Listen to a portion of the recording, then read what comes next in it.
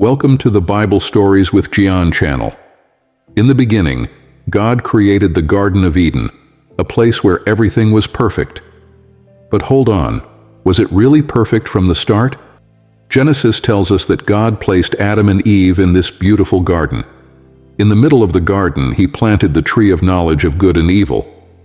God told them, "You can eat from any tree in the garden except this one."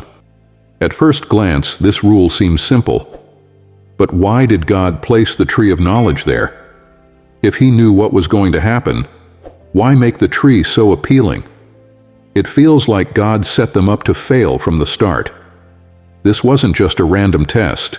It felt like a setup. God, being all-knowing, knew they would eat from the tree. It's similar to putting a big red button in front of a child and saying, "Don't push it," knowing they will. Maybe Eden wasn't meant to be their eternal home, but rather a starting point, a place where Adam and Eve had to choose between staying ignorant or seeking knowledge.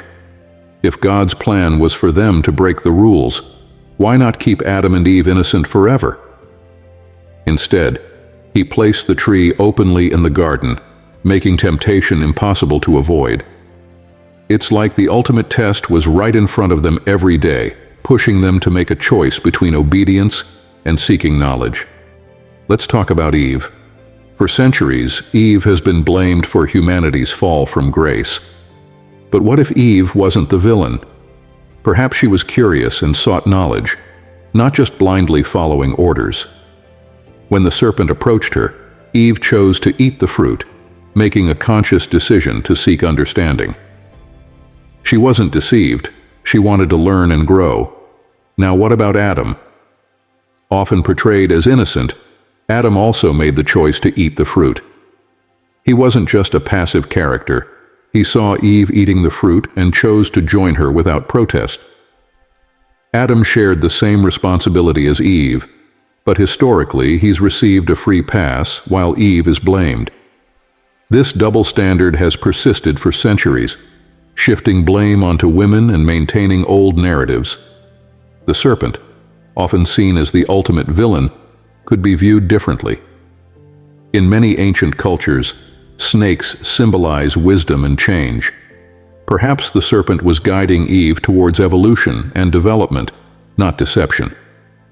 The serpent didn't force Eve to eat the fruit.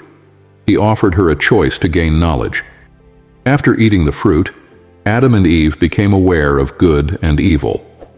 They left Eden, which wasn't a paradise, but more like a controlled environment where they had to make real choices. Leaving Eden meant stepping into a world filled with challenges, but also the opportunity for growth and wisdom. God's role in all this seems complex. By placing the tree of knowledge in the garden, God created a scenario where Adam and Eve had the freedom to choose.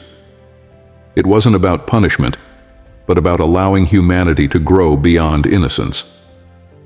The Garden of Eden wasn't meant to be an eternal vacation, but a starting point for human development. The story of Adam and Eve being cast out of the Garden of Eden is often seen as a punishment. But what if it wasn't really a punishment at all? What if it was part of a bigger plan? After Adam and Eve ate the fruit, their eyes were opened. They were no longer innocent and unaware, but they gained knowledge. They could now see the difference between good and evil. Yes, leaving Eden meant leaving the safety and comfort of the garden behind.